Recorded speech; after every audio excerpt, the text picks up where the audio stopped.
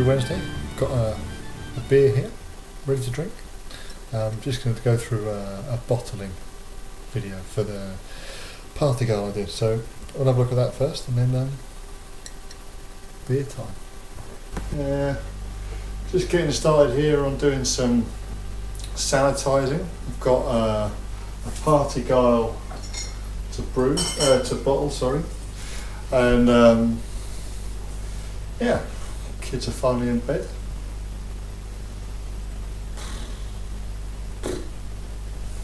Yeah, been a long day. So this is the Partigyle that I'm going to be bottling today from the Baltic Porter.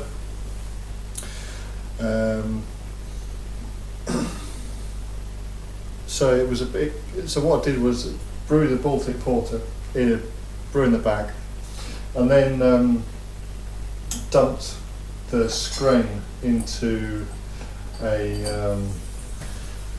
this fermenter actually, with some more 68-degree water, and from there topped up, put in about another 20 litres or so of water, hot water, and it was it came out at 1.010 gravity, original gravity. So that meant I wasn't really sure what to expect, so I just added in just over a kilo or so of dry malt extract, and that meant that I could get not quite a free beer, but almost a free beer from the Baltic Porter, which is pretty sweet. So that's what I'm going to be bottling today. I've dry hopped it for a week with some Cascade, and should be good to go. Got a pretty basic setup, as you can see, in my kitchen. Bit of a mess, but yeah, whatever, it works. And just got some sanitizer in here, so I can sanitize the bottling straw or bottling stick at the same time, using gravity, using the siphon. And what I'm going to do next is transfer the beer from what's actually my boiling pot, because I don't have a bottling bucket. It's like cowboy zone, right? And then going to transfer the beer that's in my boiling bucket, which is just down in the boiling pan, which is just down there, into here, and then going to fill up from there. So let's speed this up a little bit.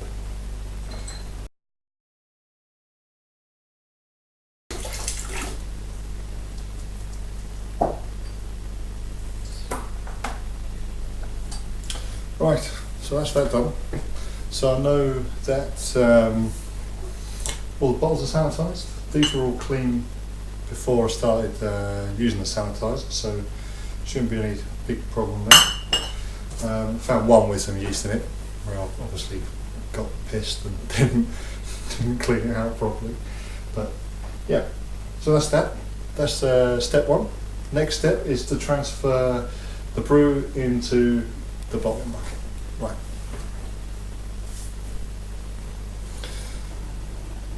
So the Partigyle's in there. I transferred it from the fermenter earlier.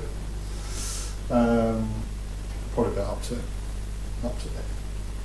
Got about, this is a 36 litre pan, so you've probably got just over 20 litres or so. This is supposed to be based on a American Pale Ale. So what I've got, I checked the carbonation levels that I want. I'm looking for about 2.5 to 3, it's quite high. So I've got for 20, I think I've calculated on 22 litres, I've got 150 grams of sugar in there, just down the sugar. And I'm going to now add in some boiling water. I'll do it too near the camera. There we go. And I'm just going to stir.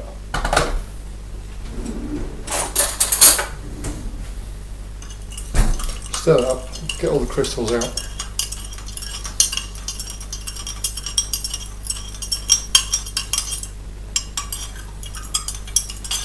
Now, sorry about the light quality in here, pretty shoddy actually. And also because I'm using a webcam. Right, nearly done.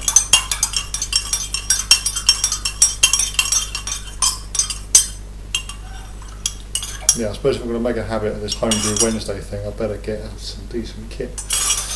But I suppose that's what I'm trying to show, is that actually to do a beer, I'll just get back in the shop. To do a beer, you don't need to do.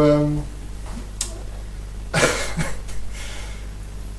suppose that's what I'm trying to show, is that to do a homebrew, you don't need expensive gear.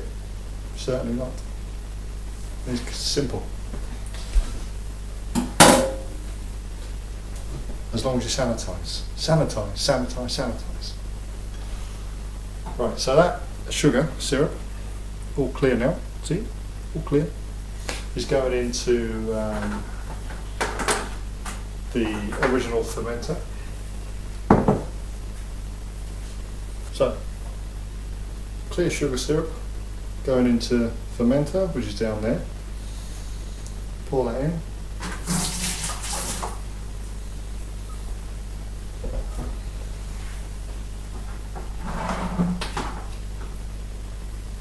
Tap on.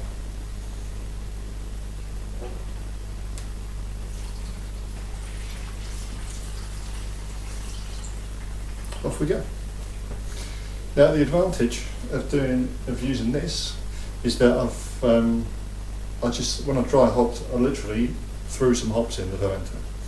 So this has got a bazooka filter on the bottom near the tap, so it'll filter out any of the hop debris. Just a little bonus that I thought of. There you go.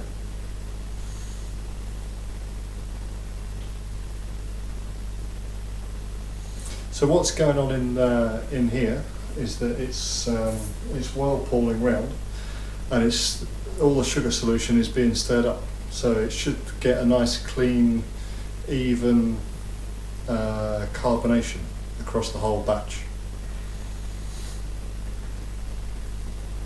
because it'll be properly mixed.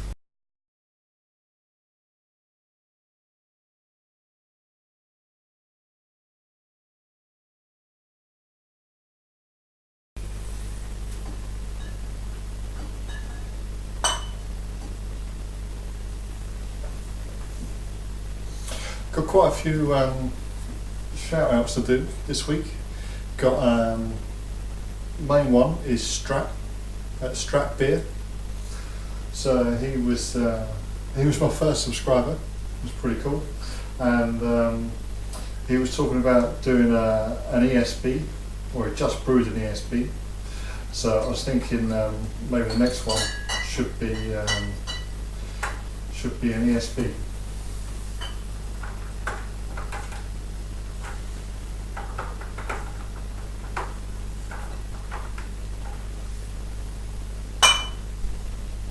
So thanks for the inspiration, Strat. Give it a go. It makes sense actually to do an ESB because even though I'm here in Norway, I'm actually from the UK, so England. So yeah, be a good one to do. I was reading on the BCJP guidelines that Spitfire is actually one of the main examples of an ESB, so that's a pretty good beer. Quite like that. Actually got some Spitfire bottles here. So yeah, give the ESB a go. Thinking about sort of because basically ESB is pale ale malt plus some crystal. So Strat used 60, crystal 60 I think. And he suggested just toning it down a little bit. And he used some carapils as well. So what I'm going to do actually is going to layer, I think, some crystal. So use a couple of different types. And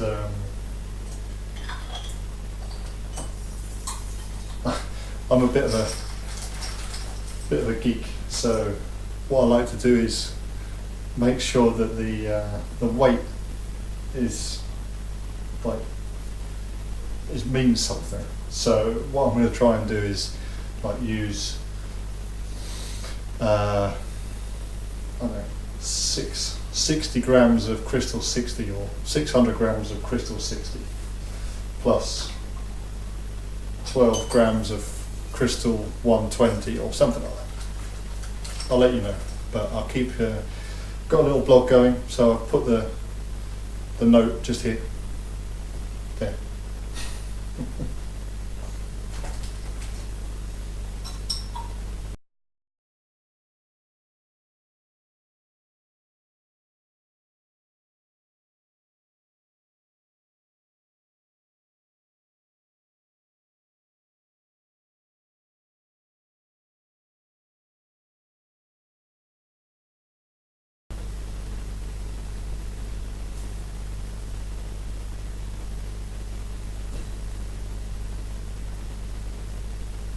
What else have we got on this week? Oh yeah, the F It Is Friday videos. I was watching you guys on the F It Is Friday videos, blending beers. The best one, I think, was under the table brewing. Those guys, they mixed up. I can't remember exactly what it was, but whatever it was, it ended up being tasting like squirrels' urine. That's what they said. I think it was like a pale ale and a creek, or not a creek, or sour and a gers or something like that. Anyway, yeah, the verdict was squirrel's piss.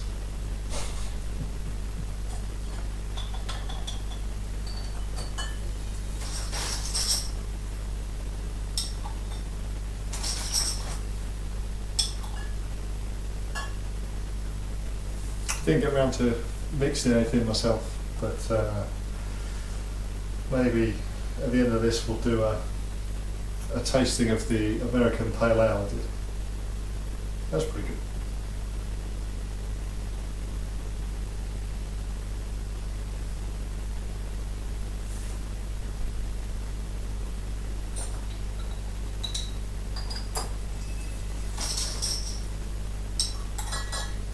I think I'll probably deserve a beer after this.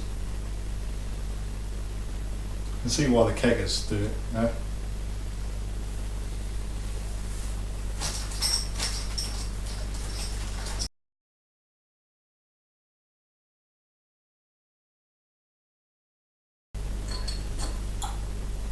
So what I'm doing is just getting the bottling stick, the bottling stick in, and then it's letting the beer fill right up to the top and then whipping the stick out. Did I actually say that? Whip the stick out.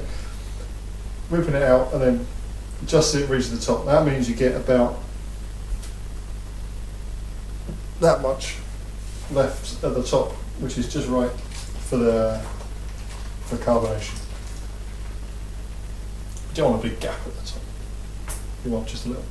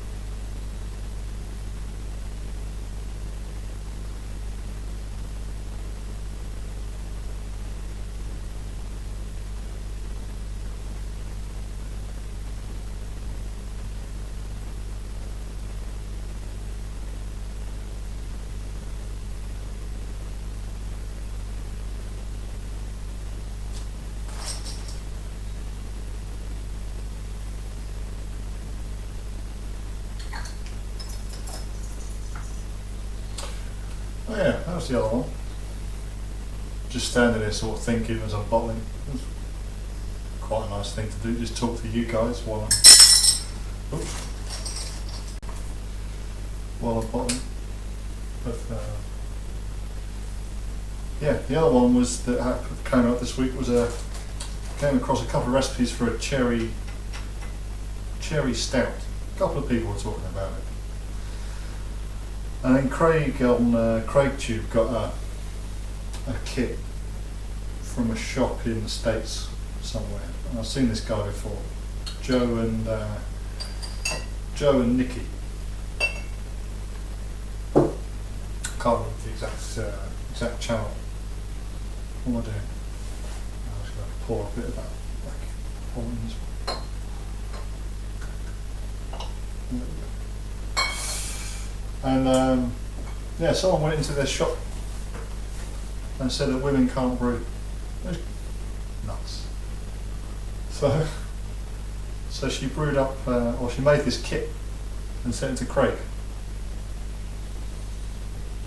Now I'm not going to import one of those kits into Norway, but maybe get a bit of a recipe going for a cherry stout. Looks pretty good. I'll post the links down below. The tasting that it did, it sounded amazing.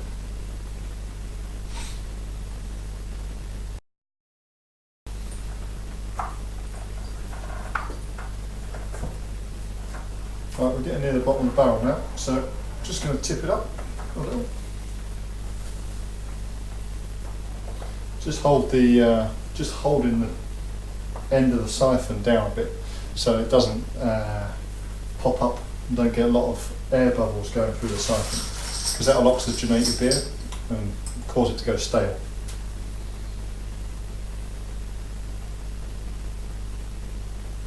Basically, once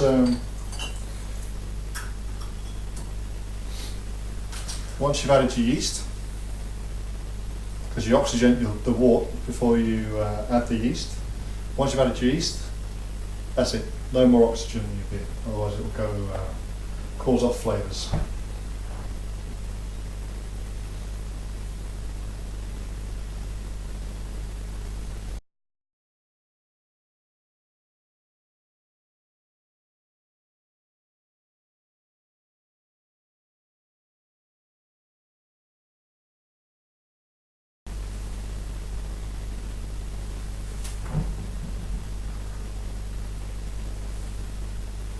So I reckon this is the last one now. Might not even make it this far. Let's see.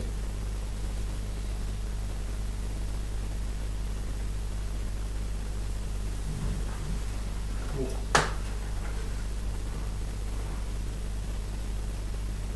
Nah, didn't quite make it. There we go. So we've got 39 pints. 39 pints of beer for, what was that? Cost maybe, because here in Norway is expensive, so maybe $20 for the extract, because the grain was free, because it was for another beer. That's the advantage of Partigyle. Grain was free, $20 for the extract. A few hops that I had just in the freezer for dry hopping, because the majority of this was pre-hopped from the initial. No, what am I talking about? I'm wrong. No, I used East Kent Goldings in this, and then dry hopped it with some Cascade. So it's a bit of an odd combination, but it was just hops I had lying around just to experiment with. So yeah, give it a go, see what happens. 39 pints of beer for pretty much $20. Bargain. Right, going to seal the caps on these. I've just got a hand capper, one of these pull down jobs. I'm not going to bore you with that, and then sit down and have a beer. Cheers. Well, hopefully that was that was sort of useful. So here we go. Time for a beer. This is American Pale Ale, Marisota with Cascade Smash.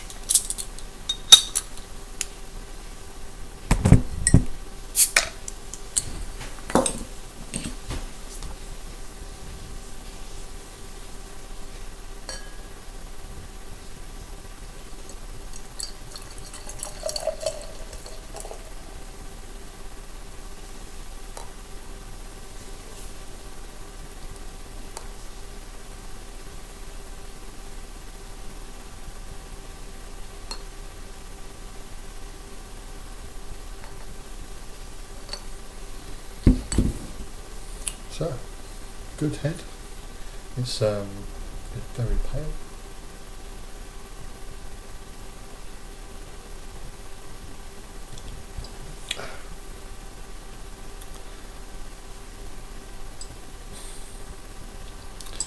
Very malty and a bit of grapefruit from the Cascade. So, cheers. Happy homebrew roast. Recipes.